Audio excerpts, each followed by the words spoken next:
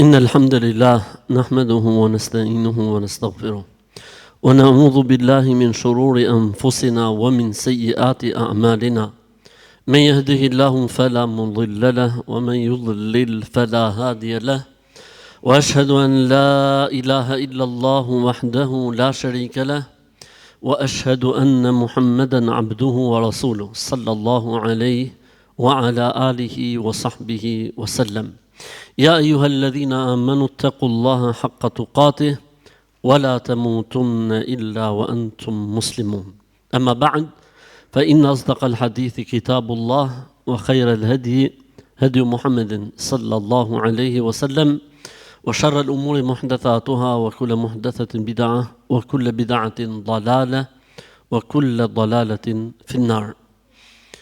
Me emrin e Allahut të gjithë mëshirshmit, mëshiruesit, Allahun Zotin e vetëm të vërtetë falenderojmë, vetëm prej Tij ndihmë dhe falje kërkojmë. Allahut I lutemi të na ruaj prej skeqjes, e cila nuk është gjë tjetër vetëm se pasojë e veteve dhe veprave sjelljes tona, cili ndo që I madhi Zot Allahu e udhëzon, nuk ka kush ta humbi dhe devijoj, dhe cili do që humb dhe devijon dhe zgjedh për veten e tij humbjen dhe devijimin, nuk mund ta drejtojë dhe orientojë te e vërteta dhe e drejta askush tjetër përveç Allahut xhella xhelalu. Dëshmoj dhe deklaroj se nuk ka Zot të vërtetë, Zot që meriton të njihet si Zot e të adhurohet si Zot përveç Allahut. Ai është një I vetëm, pa ortak, pa shok, pa rival. Sido që të imagjinohet nga mendjet njerëzore nuk është ashtu, nuk ka shembull dhe nuk ka krahasim. Dëshmoj dhe deklaroj se Muhamedi alayhi salatu wassalam ishte rob I Zotit, njeri pra, pa ishte dhe I dërguar I Zotit, pa I binte shpallë nga Zoti, dhe ishte njëkohësisht vula e profetëve, domethënë shfuqizoi para rendësit dhe ai është në fuqi deri në ditë të Kiametit. Sallallahu alaihi wasallam. Paqja, mirësitë, bekimet, mëshira e Zotit qoftë mbi të, mbi familjen e tij të pastër, mbi shokët e tij besnik, si dhe mbi të gjithë ata besimtarë dhe ato besimtare që me dinjitet dhe sinqeritet ndjekin dhe pasojnë rrugën e tij deri në ditën e Kiametit. I madhi Zot Allahu xhalla xhelaluhu na drejtohet në Kur'an duke thënë: O ju që keni besuar, drujeni, friksojeni Zotit siç duhet, siç e meriton. Pra një frikë e cila çon veprat, e cila çon në kujdes, e cila çon në zbatimin e asaj që jemi urdhëruar për të. Dhe se vdekja mos t'ju gjej vetëm se duke qenë musliman të mirë, musliman të vërtet. Dhe kjo është sfida.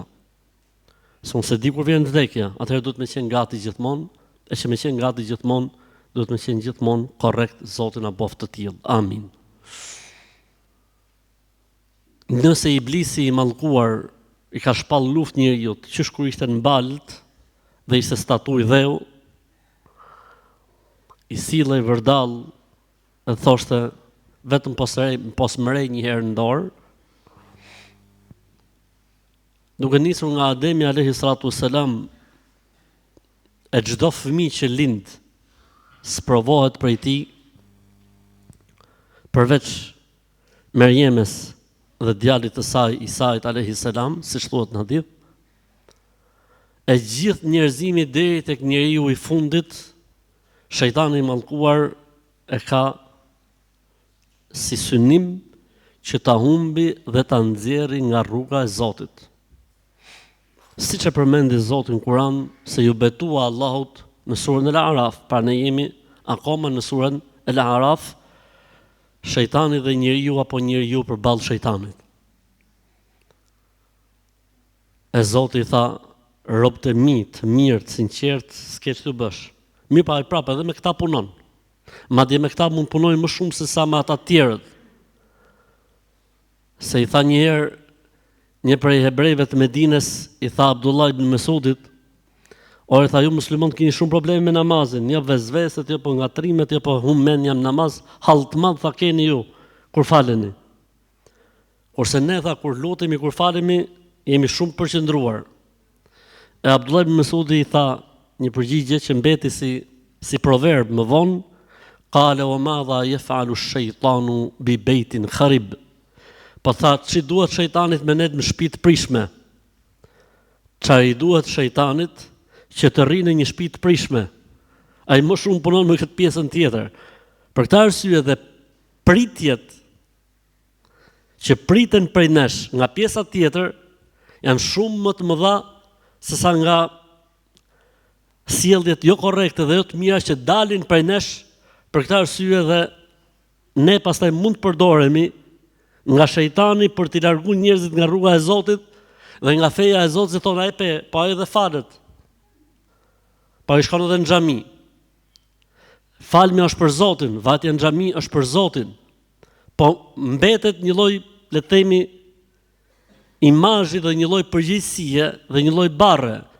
Pra nëse njeriu duhet të jetë vetë korrekt në jetë, në momentin që shkon në xhami dhe frekuenton shtëpinë e Zotit, korrektësia duhet të jetë shumë më e fortë, kujdesi duhet të jetë shumë më i madh. Sepse na vin faturat dhe neve, siç na vin medaljet dhe neve, kur dikush prej nesh dallohet në mirësinë e tij, në sjelljen e tij, në shërbimin e tij, na vin dhe neve medaljet, thonë, filoni bravo, qofse shkon dhe në xhami, edhe ne të gjithë tjerët e morëm nga i medalje. Po ndodh edhe e kundërta, kur ndonjëri prej nesh bën diçka jashtë xhamisë, na vën dhe neve fatura dhe thuat, pa hahet mëse kështu janë, pa leja i kot, pa ike se falen kot, etj. Dhe shejtani këtë e ka si armë shumë të fortë për të punuar pastaj me ata të cilët janë jashtë dhe larg Islamit. E rëndësishme, i tha Abdullah ibn Mesudi, i tha, po çai duhet shejtani, tha, shtëpia prishme. Pra edhe ai më shumë të që punon, e më shumë të që merret janë pikërisht ata që janë në rrugë të Zotit, në fe të Zotit, në Islam, për t'i nxjerrë, për t'i devijuar, për t'i humbur, siç do të shohim sot, armët e sofistikuara që përdor Iblisi, shejtani i mallkuar, për të humbur njeriu apo njerëzimin. E mos harroni që përmendi Zoti në surën El-A'raf se ai gjithmonë vjen si këshilltar i sinqert. Këtë duhet ta kesh aja e muhabetit. Wa qasamahuma, ju betua atyre në Allah, në Zot, se unë du vetëm me ju këshillu, me zemër të pastër. Se shejtani gjithmonë kur i vjen njeriu për ta lujt dhe humb nga udha e Zotit, i thot gjë, ta kam me zemër të pastër, ma ngjaj çik këtë muhabet, me zemër të pastër. E në fillon shejtani pastaj muhabetet e veta, mirë për atë njeri që i bindet shejtanit dhe i largohet Rahmanit, Allahut. Dhe lumë për atë njeri që kundërshton shejtanin dhe i bindet Allahut xhalla xhelaluhu. Se s'ndodh o vlezën dhe s'ka për të ndodh kurrë që shejtani ta udhëzojë njeriu ndonjëherë për mirë, nuk ndodh. Një herë tentohej me një pejgamber dhe i profet Zotit dhe pastaj tha pasha Zotin, tha sa ti je gjallë, nuk e këshilloj më njëri derisa të vdes. Armët që ai përdor për humbjen e njerëzimit. Prandaj le të dëgjojmë dhe të kemi parasysh se nëse na ndodh ndonjë goditje e tillë, ta dimë që e kemi prej Iblisit, prej shejtanit të mallkuar, apo siç i thonë në gjuhën popullore, e kemi prej dreqit. E populli sa herë thotë drejt, larg qoftë, larg qoftë. Larg qoftë. Po thuaj sa dush të larg qoftë. Po shkove mas atij, ka ardhur vetë ai në kokë. Po të dheq. Fjala jote larg qoftë, nuk e largon. Se do me largu, thuaj audhu billahi minash shaitanir rajim. Nëse do me largu mëse ngjo, mos ju bind.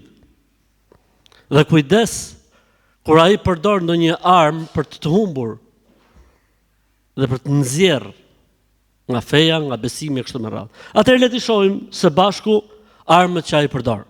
Arma kryesore që përdor shejtani në humbjen e njeriu, pra njerëzimit, është ignoranca. Nuk ka armë më të suksesshme në duart e shejtanit mallkuar se ignoranca në mesin e njerëzve.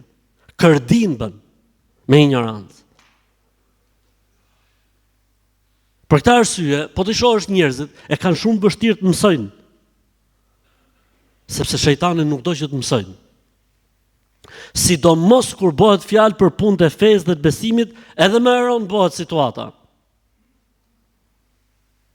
Për këtë arsye tha Zoti në Kur'an: "Yarfa'illahu alladhina amanu walladhina utul ilma darajat." Allahu i ngren njerëzit besimtar ditën e Kiametit në krahasim me botën, me pjesën tjetër, dhe dietarët do të jenë mbi ta me gradë dhe me shkallë.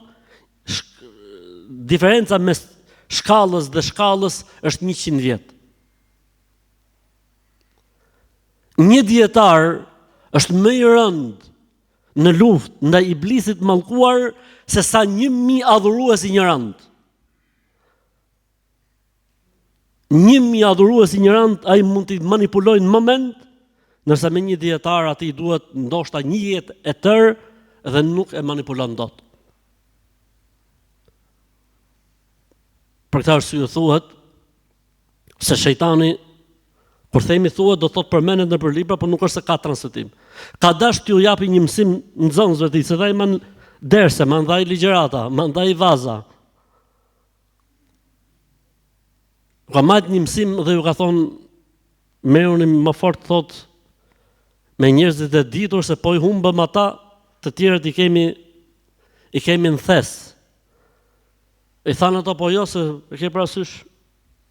Edhe ju dha një shembull, ta do shkojmë gjithë bashkët tek filon adhurues, i cili njihej për adhurimin e tij. Gjithë thoshin s'ka si ai në adhurim të Zotit.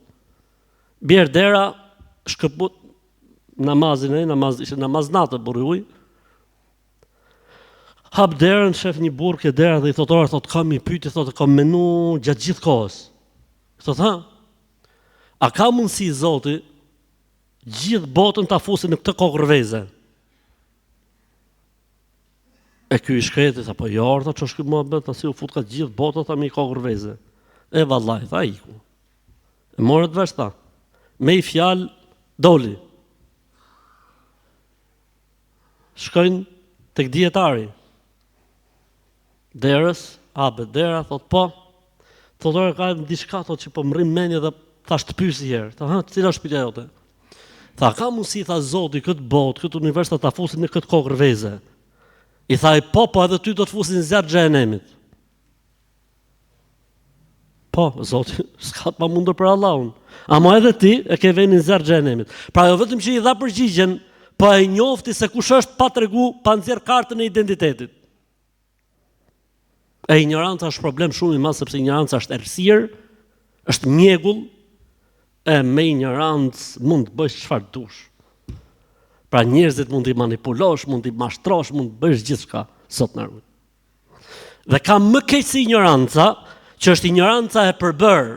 Ajo ignorancë që nuk e lën njeriu të përmirësojë veten, se njeriu ka një që thotë gjalla, unë nuk di, më mëso, ose si është kjo punë, ky është okay, ky është ignorant pozitiv, për ta puthur mball.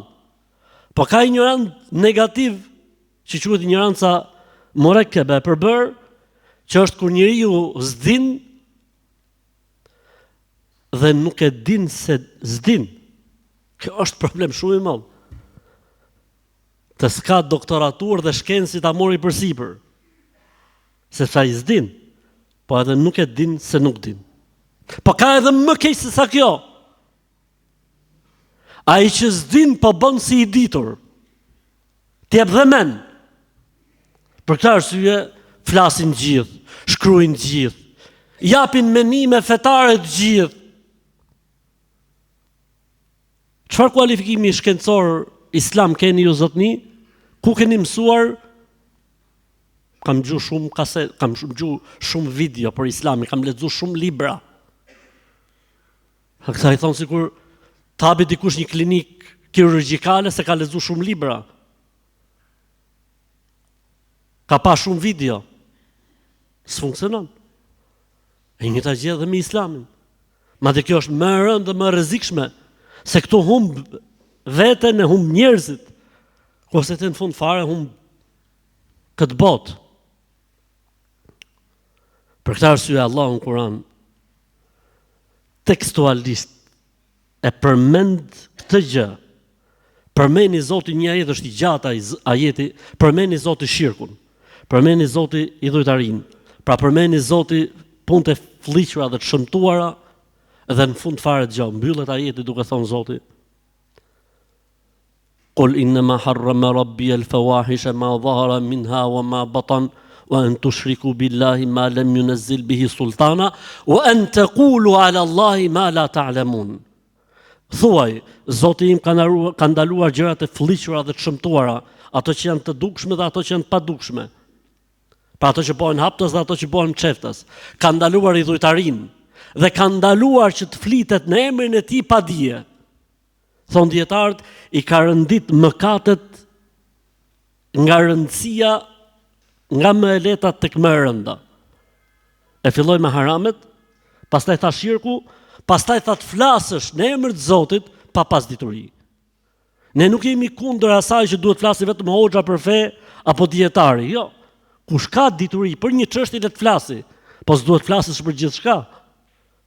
Ose duhet të jesh kompetent.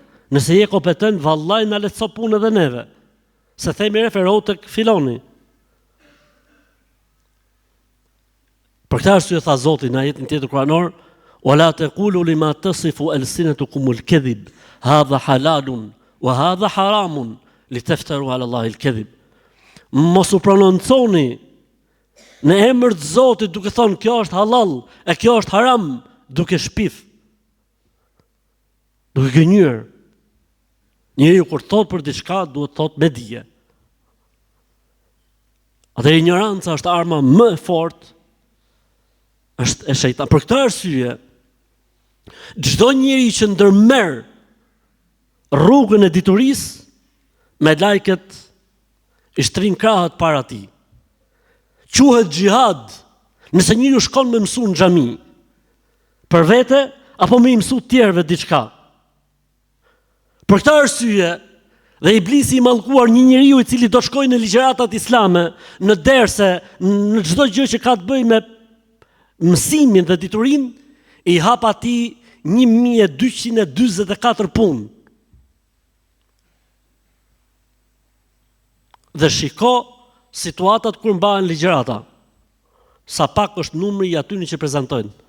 Sepse aty del puna, aty del koha, madje aty del edhe kafja dhe çaji.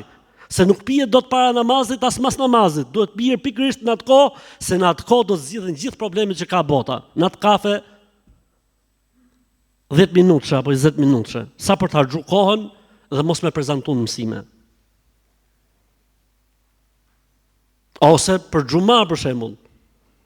E gjen njeriu që vjen gjithmonë në fund xhumas. Janë ca herë sa thirrët i kameti hipin në xhami. Dhe ka disa të tjerë që shejtani thot hap celularin se të ka ardhi mesazh. Dhe ka ca të tjerë që kur promohet hutbja e xhumas ai kontrollon atë shef, që kanë ai lajmëtri. Sa është pa zhurmë me ka bos silent dhe shef. Po ti del pa xhuma në shpirt. Leje që del pa xhuma, po ti del edhe pa dije, se mund të jetë një tematikë apo një problematike trajtuar për xhuma dhe ti shkon dhe i bën shirk Zotit pa e ditë. Se s'ke gjuhë hutben, ke par TikTokun, o tiktokist, o instagramist, o rjet socialist. Çudi e madhe me njerëzit. Shejtani këtë ka armën më të fortë. Po ja arriti këtu, manipulimin pastaj e ka shumë më të kollajshëm dhe më të lehtë. Arma e dytë që ai përdor në humbjen e njerëzit janë vezveset, dyshimet. Ai tenton një herë të fut në dyshim ka Zot as ka Zot i herë. Çon një herë larg fare. Nëse këtu dështon, po mirë, po pse duhet ketë feja vëlla, është puna feve, si është puna feve. Nëse këtu dështon, po e ke parasysh se. Nëse këtu dështon, po si është thonë kjo vëlla, po e ke parasysh Islami para 1500 vjeç bota, po ecën për etj. Mundohet. O të fusi dyshime në Zot dhe në ekzistencën e Zotit, siç tha pejgamberi alayhis salam, nuk është pikje që unë po e bëj. Kam zbuluar diçka unë sot dhe po a them juve. Nuk i ndahet shejtani ndonjërit për ju derisa ti thot, kush e krijoi tokën? Allahu. Shejtani përgjigjet. Kush e krijoi qiellin? Allahu. Kush e krijoi universin? Allahu. Pa Allahun kush e krijoi? Pejgamberi sa më ka thonë kështu thjesht, po me kuptimin që ai me çekiç në kokë ndahet. E nëse ndonjëri për ju i vin mendime të tilla, le të thotë amantu billah, kam besuar në Allah, kam besuar Zotin tim. A'udhu billahi minash shaitanir rajim. O Zot, më ruaj nga ngacmimet dhe fiksimet dhe dyshimet që do të më fusi shejtani i mallkuar. Ose thuaj Allahu Rabbi, la ushriku bihi shay'a. Allahu është Zoti im, nuk i bëj shok Zotit askënd dhe asgjë. Dhe normalisht kalohet kjo fazë. Por ai, nëse e kalon këtë fazë, thotë po mirë vëlla, po çfarë duhen fe të tjerë? Fet janë si partitë politike, këtë si popull e kemi në gjak këtë formulën, këtë që thash unë sapo tani sa thash, e kemi në gjak, sepse jemi brez i ardhur nga komunizmi. Dhe komunizmi kështu ushqente. Feja është opium, fet janë si partitë, sepse ajo ishte vetëm një parti. Nuk lejonte që të kishte të tjera, e si pasojë edhe fet janë si punët e partive politike, kështu me radhë. Munohet shejtani. E nëse njeriu thot prit më vëlla, se nëse ka Zot, e nëse ne jemi krijesat e tij, a nuk duhet të ketë një manual jetese? Cili duhet të jetë standardi, cili është morali, cilat janë vlerat që duhen ruajtur apo nuk duhen ruajtur, apo gjërat që nuk duhen bërë? Kush do ta përcaktojë standardin e moralit, e vlerave? Kush do ta përcaktojë? Çdo njeri mund të tekët bëj çfarë doj në emër të Zotit apo për të kënaqur Zotin? Jo, më duhet të ketë patjetër. Mund ta kaloj edhe këtë fazë. Thot patjetër duhet të ketë. Dhe vjen tek faza tjetër që thotë po ke parasysh para 1500 vjeç po bota arabe, po pse s'flasin shqip këto vëlla, po flasin, thuçi, unë tani me çfarë gjuhë po flas vëlla? I thash njëri, çfarë gjuhë po flasin bashk? Thash i kanë gjuhë hutbet e xhumas, çfarë gjuhë flitet aty? Shqip. Pse thonë flisin arabisht? Kush tha që flasim arabisht? Ose turqisht? Janë disa gjëra dhe formula që bëhen për unifikim. Sidomos kjo kohë që po na mushet vendi me emigrant. Jemi bo dhe ne vend me standard, mashallah. Do të vi këtu pakistanezi, do të vi këtu indoneziani, do të vi këtu algjeriani, do të vi këtu nga Afrika, do të vi këtu nga gjithë bota. E po ti ishte shqip, si da mori vesh ai çapo knohet, çapo thuhet. Si da kuptoj ezanin ai. Ora mund të jetë një turist vëlla, se jemi mashallah dhe në turizëm, jemi mashallah. Vjen amerikani musliman, vjen anglezi musliman, vjen norvegjezi musliman, vjen suedezi musliman, vjen francezi musliman, vjen gjerman musliman, vjen italian, komshit ton musliman. S'ta kuptojnë ato çapo thuhet, çapo lexon imami, a duhet më ra në ruku apo duhet më çu prej rukuje? Kështu po shejtani punon. Jo po se adheun, si adheun, kujt po flet për adheun? Shivi çik ata të cilët kanë firmos pavarësinë, sa ka qenë numri jon. Shivi çik numrin e hoxhallarëve të vrarë në luftën e Kosovës, Turçekës, e të plagosur. Po shejtani punon. Shejtani munohet që të fusi ngacmime dhe komplikacione të tilla që njeriu të si mos të besojë në fe, ose nëse beson të largohet nga Islami të paktën. Ose të bëj atë që quhet përzgjedhja. Islami çfarë thotë? Islami është më apo e ke parasysh kjo nuk është se kohët kanë ndryshuar. Por Zoti si jetë që kallzon Allahu të fen dhe besimin. Qul tu'allimun Allah bidinikum, doni më mësu Zotit fen, besimin.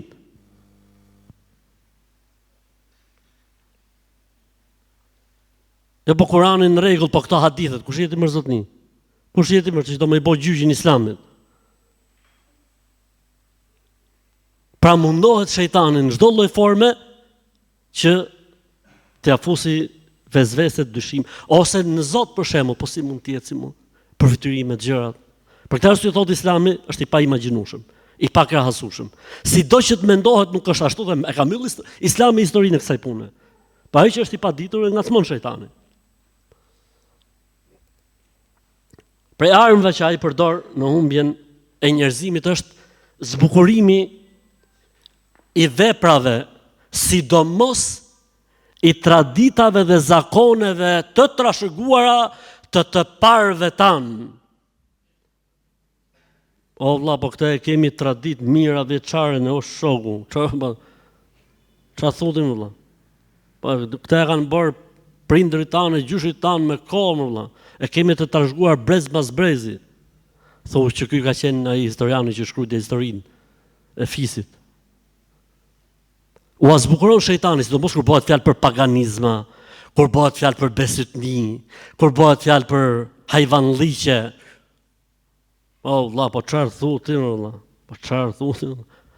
Ose zbukurimin e traditave të jo besimtarëve, mjafton që të ketë ardhur nga vendet që kanë ecë shumë përpara. Me ta zbukuru shejtani kot muhabeti.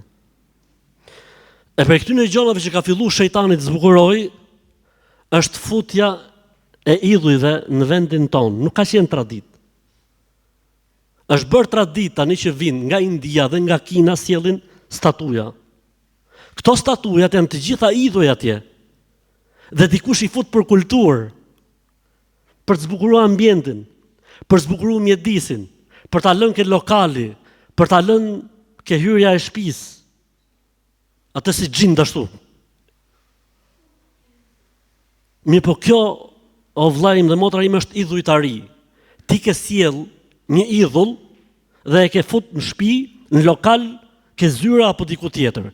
Dhe ky idhulli, e para gjë, nuk futen më me lajket në atë vend, vetëm dreqnit dhe shejtan pafundësisht. E para gjë. Dhe e dyta gjë, i Zotit di se çfarë do të ndodhin brezat në vazhdim, edhe kur të vi, po dëgjon stër nipi jot dhe thot, çfarë thotë valla, po gjyshi im ka qenë adhuruesi këtij idhulli. Se ja kemi gjetë ke shtëpia, ja kemi gjetë ke zyra, e gjetëm në raftin e tij të rrobave personal. E si pasojë me sa duket 4-5 ta gjyshi im kur viste rrobat, ju falte i herë këtij në dilte pastaj nga shtëpia. Etj. Se shko tek idhujtaria si ka lind idhujtaria, kështu ka lind. Prandaj bëj thirrje gjithë tregtarëve dhe biznesmenëve që sjellin, mos na sjellin idhuj në Shqipëri. Mos na sjellin zota. Sepse do të jenë mbartësit e mëkatit nëse dikush nesër pas nesër do të shkojë në ndjesi në raport me këto statuja që futen. Allahu na ruaj. Prej armëve që ai përdor për humbjen e njerëzit është se mundohet që njeriu ta fusin në botën e epshit dhe kënaqësive. Flasim për epshin, flitet për atë që është i ndaluar, nuk flitet për atë që është halal dhe i lejuar. E ftoh njeriu nga ai epsh që është halal dhe në të cilin njeriu merr sevap dhe shpërblim, dhe e afron tek ai që është haram dhe i ndaluar, me të gjitha llojet e veta. Sidomos në këtë kohë ku të vjen oferta, ti mund të jesh duke pa një ligjërat islame, ti mund të jesh duke lexuar diçka shumë bukur që të afron me Zotin, të del anash.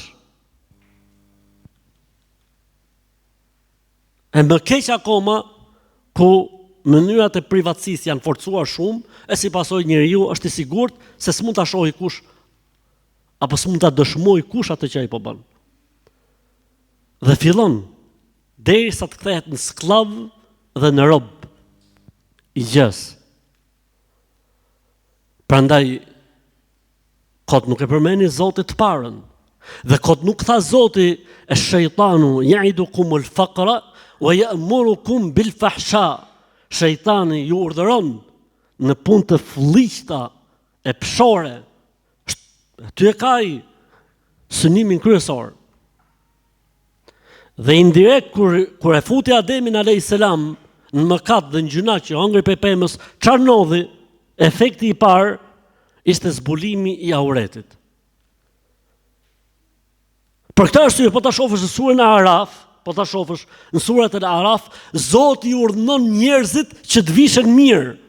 Për këtë arsye në Islam ka diçka që quhet auret. Çfarë do të thotë auret? Pjesa e turpshme e mashkullit që nuk lejohet shihet nga të tjerët. Pjesa e turpshme e femrës që nuk lejohet shihet nga tjerët.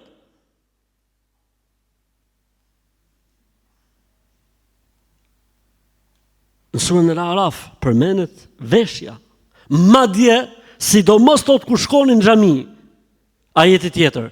Ja beni Ademe, khudhu zinatakum inda kulli masjid. O ju besimtar, o ju njerëz, kur shkonin në xhamia vishuni sa më bukur dhe sa më mirë. Ne dikur këtu në xhami kena pas xherabie të varme në fund xhamis. I kam hequr unë me urdhër. Po se jo, ç't keq që ka. U s'kam asnjë problem me xherabien që të vishet. Po këto dalin me avret për jashtë, e kur vjen koha për të fal namaz, shkoj futi xherabia ai, falet, tamam rregull, mashallah namazi, e kur del për jashtë, del me avret për jashtë, jo më zotni. Nuk e lejojnë që të bëhemi ne sebeb që njerëzit dalin me avret zbuluar jashtë, nuk e lejojmë një gjë të tillë. Pa i mund ta marrin qese, le ta marrin qese, le ta marrin çantë, është zgjedhja e tij. S'ka, kështu në këtë lloj forme jo. Erdhi njëri ditë këtu, tha, "Hoshta, ta themi diçka ai thashun." Tha thuj thë burr, tha njerëzve, tha që të vishin një çik më gjatë ose më qelloj, tha u fala mas njonit, edhe llojin e mbathjeve e lexova. Çfarë lloj kishte? Thash, po ti shpirt shifshën sesh dhe pse pe mbathjet ati. Po shejtani dha. Calvin Klein. I Zoti madh, elhamdulillah. Aty shejtani punon shumë. Punon që njeriu të zhytet në këtë pjesë, për këtë arsye tham Islami që mos na nxjerrë fjala nga fjala, urdhëroi që të mbulohet aureti. Burri thotë ka nga kërthinza deri tek gjuni, ndërsa femra gjithë trupin e saj përveç fytyrës edhe duarve. I pini komentin pasaj si doni, jo po Islami çfarë i bëhet femrës. E kena kalu këtë fazë. Amen billah, kemi besu Allahun. Dhe e dim çka ka thonë Zoti, është më mirë se çfarë thoni ju. Mbaroj historia. S'kemi në mend t'ju ngjojmë. Për këtyre armëve që përdor shejtani, faktikisht unë doja t'i përmendja të gjitha, po nuk jemi mirë me kohën e di, është arsyetimi i vetvetes në mëkat.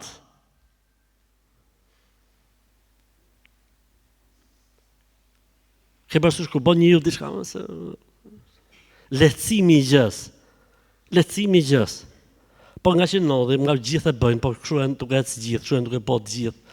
O vlla, po me qira do trim në gjithë jetën, të vdesim me qira, për shembull, për arsyetimeve që përdorin njerëzit për mark interesa, etj.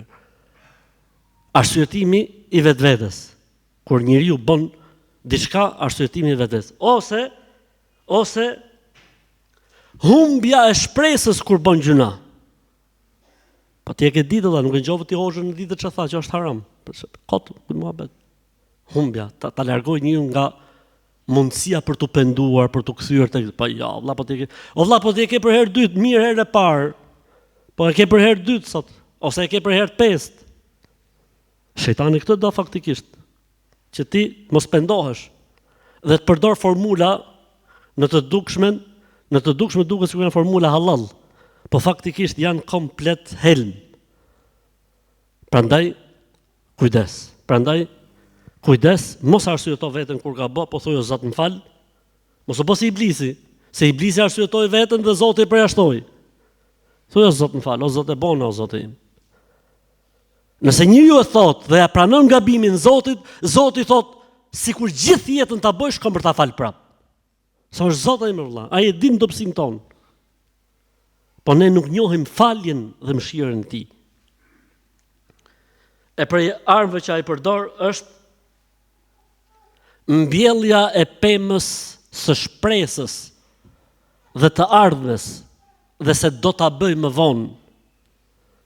Shumë njerëz, vëllezër dhe motra, humbin këtu ke kjo pjesë. Pa e se ka, ja sa të ashtu, po sa të, deri sa, ja do ta. Dhe i vjen vdekja në gjumë. S'doli koha as për sa të, as për do të, as masi. Në gjumë, xhenaze, në heret. Bilet me vajtje pa kthim. Për këtë dynjë se do të kthehet kur dalin para Zotit. Prandaj nëse ke për të bërë diçka boje, Nëse do të heqësh dorë për diçka, heq dorë. Nëse duhet bësh diçka, bëj o vllai, mos e lër me dotën. Sepse dotëja nuk dihet a do të arrim dotën apo do të arrim vetëm dën nga dotëja. E se kapim dot on nga dotëja. Edhe ata që thonë, unë do ta bëj, unë do të filloj, o zot një filloje. Pse thu unë do të filloj faljen? Po pse do ta fillosh? Filloje. Unë do të heq dorë për kësaj o zot një heq dorë, marrë punë.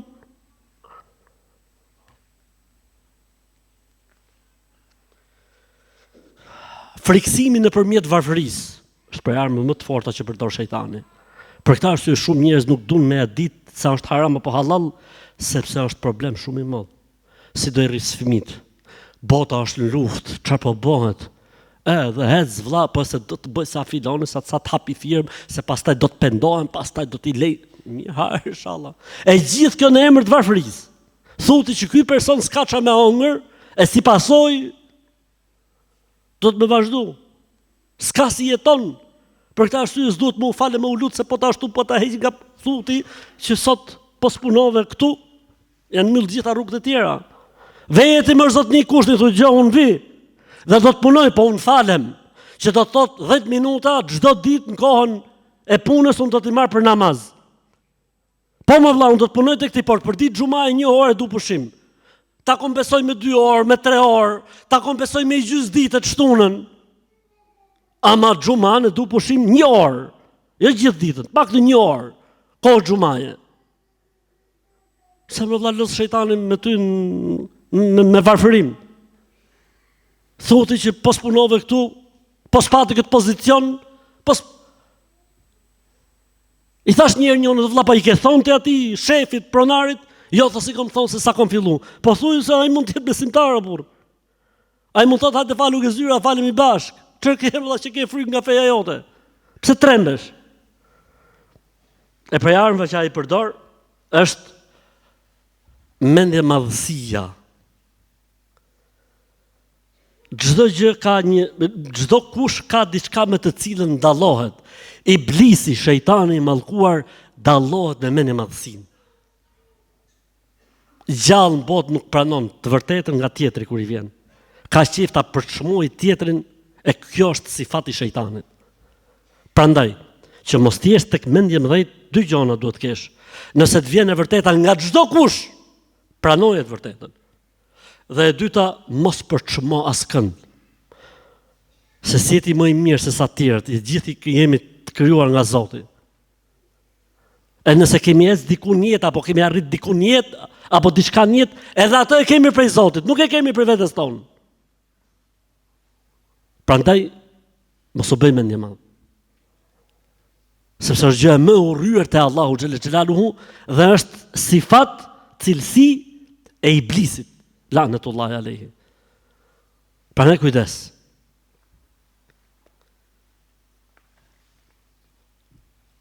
Dhe arma e fundit që ai përdor që po përmend unë, e para fundit faktikisht, sepse e fundit ishte llogarit për hutbën e dytë, po me sa duket do ta ngjeti për hutbën e radhës, është zilia dhe smira.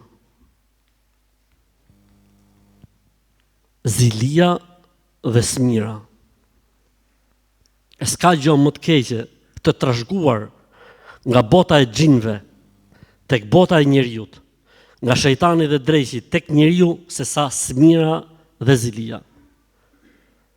Një zjarr I përmendshëm pse tjetri po ecën, pse tjetri po përparon, pse tjetri ka arrit diku, pse tjetri po ka sukses, një zjarr I papar. Po çfarë ke më valla? Po lutju Zotit ta kesh dhe ti siç e ka I tjetri më burrë. Ja, ai mos ta ket. Po pse më valla ai mos ta ket? Ta ket, ai ta kesh dhe ti thua, o Zot, siç ke dhënë filanit, mi edhe mu.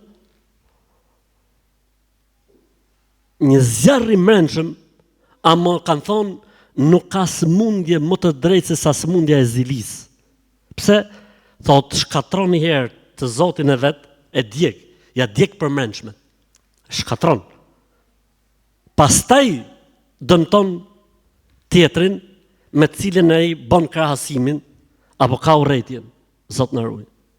Ka njerëz që kanë urrëtiet pa parë, pse dikush ka bërë tregti, pse dikush ka shkollë, pse dikush i ka fëmijët në punë, pse dikush i ka martu fëmijët, pse dikush po ecën mirë, pse dikush ku dëgjon ndiqet kaq shumë kot në rrjetet sociale. Etj, lloj historish. E gjithë kjo ndërtuar me smirën dhe hasetin. Me po kanë thonë, ai njeri që ka smirë dhe haset, e para gjë nuk është i kënaqur me Zotin, se çdo njeri në jetë nëse arrin diku e ka prej Zotit. Pra ti më zotni, nuk je i kënaq me Allahun, që këti i ka dhonë, po ty s'ka dhonë akoma. Këta e ka ngrit, po ti je akoma ku ke qenë.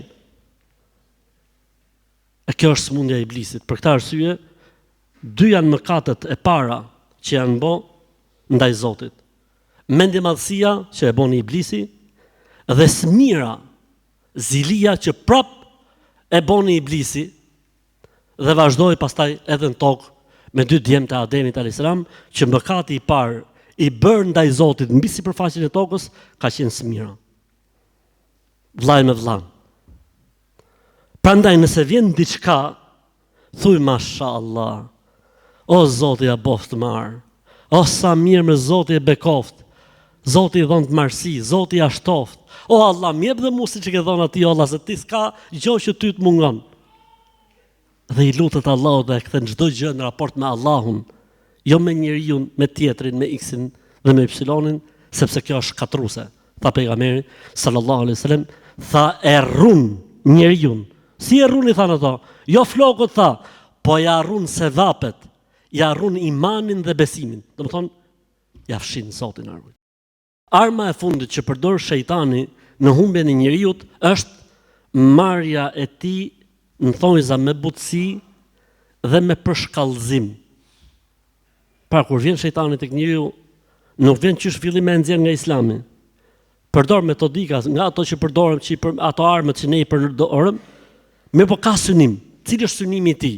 Thotë si fillim, qëllimi kryesor të shkojnë në mohim të Zotit. Nëse nuk arrin të mohoj Zotin, të mohoj fen.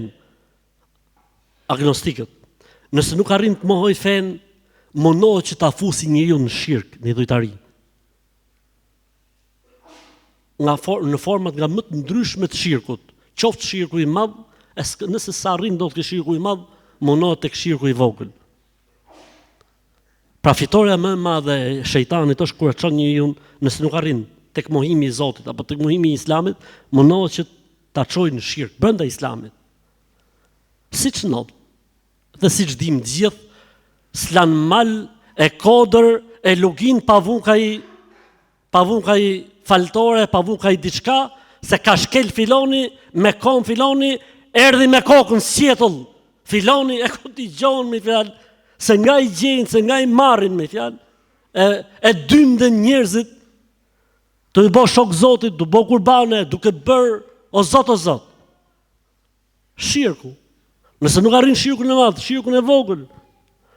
Nëse nuk arrin dot shirkun e vogël, munohet tek bidatet e zeza, tek bidatet e kobshme. Se ka dhe bidatet tjera, por që nuk janë në atë shkallë. Si puna atyne që në emër të fesë dhe të besimit shkon ke i vdekuri, nuk beson se i vdekuri është Zot, po beson se ky i vdekuri i ka dyert hapta atje lart, në çfarë i thot ai Zotit, Zoti ja kryen këtij.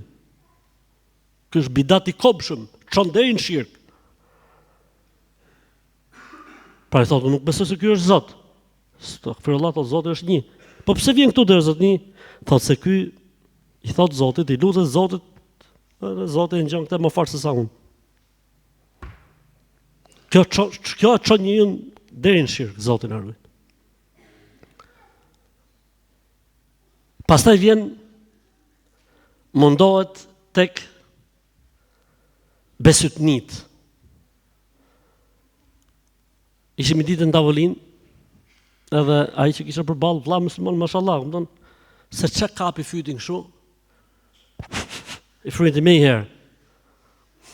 Masi çike, unë e lash. Masi çike kapi, po e çoj të dorën aty.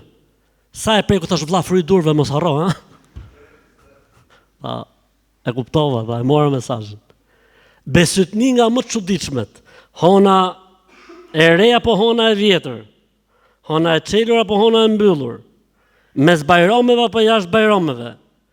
me kurban ta hapin themelin apo pa kur e gjona të tjera që o Zot na ruaj, sa besutni ka edhe pse i thon vetes musliman.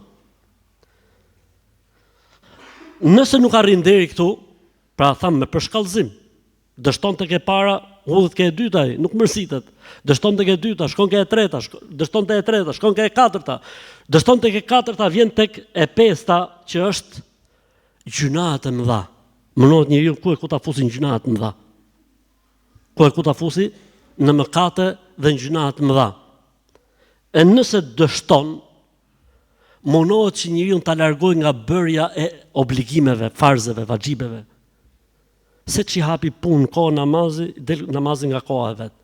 Mënohet që ta largojë njeriu nga farzet, nga vajxhibet. Mundohet shkalla tjetër është që ta fusi njeriu në bërjen e harameve të thjeshta, se ka harame të mëdha, gjuna të mëdha, po ka dhe gjuna të vogla. Shikimi, dëgjimi, përgojimi, gjana kështu, mundohet ai që kur dështon me ato të mëdha, mundohet me këto të voglat. Sepse kanë thonë, siç thuhet në hadith, gjunat e voglat janë si puna e kujt, si puna e shkarpave, është i zgjutaj. S'ka gjë thot me të vogla, po këto të voglat po u mushi lugin me të vogla, të fikin derën. Nëse dështon edhe me këtë pjesë, atëherë mundohet që njeriu ta largojë nga synetet, nga nafilet, nga gjërat që janë të pëlqyeshme në Islam. Tha njoni, pyetje, kishte ardhur një pyetje. Kam kaq vjet që i fal farzet e rregullisht, po s'kam fal asnjëherë synete. A hyn gjunaf apo jo? Po si ka mundësi për shkak që njeriu të ketë 10 vjet që fal farzet vetëm? Aty e kalon ai. Ka thonë këtu se janë rregull Allah, ç'është. E nëse dështon edhe me këtë, është largimi i vëmendjes nga ajo që është më e duhura dhe më e rëndësishme për momentin. Ka disa gjëra që janë shumë të volitshme për t'u bën në atë moment. Për shembull, u thirr ezani, po, mas ezanit çfarë duhet bë? Salavat dhe duaja e ezanit. Dikush thotë se jam të lexuar këtë pjesën e Kuranit. Sa ta marrë këtë pjesën e Kuranit? Iku, mbaroj. Humba atë që është më e duhura në këtë moment. Se ti Kur'an më të lexosh edhe mas 38 sekondash, po ja ai atë të zmadhën atë pjesën e Kuranit, sa ta mill këtë faq, sa ta mill gjuhë, e rëndësishme të hiki kjo. Do të thoshte vëlla, po kaq i sofistikuar që nga se njihni jo pasun se njoh mirë. Kështu që është i papam. Është i papam e mos ja pafshim suratin. E fundit fare është futja e vezveseve në punët e fesë dhe të adhurimit ose për njerëzit. Foli për mua, çfarë thanë, më duket se më foli, merr abdes i herë, po më duket se kishte ngel një 0,001 mm pa lag edhe i herë. Pastaj më duket sikur kjo pjesa e thojit, edhe i herë tjetër. E vezvesen pastrim, e vezvesen në abdes, e vezvesen namaz, e tjerë. Po mirë armët na i tregove, po si të ruhemi prej tij. Hutbja tjetër, çfarë do të bëjmë? Këtë punë kemi, do të merremi me iblisin derisa ta degenerojmë inshallah. Ti e tregojmë gjitha çfarë bën ai, e Zoti na ruaj për sherreve të tij.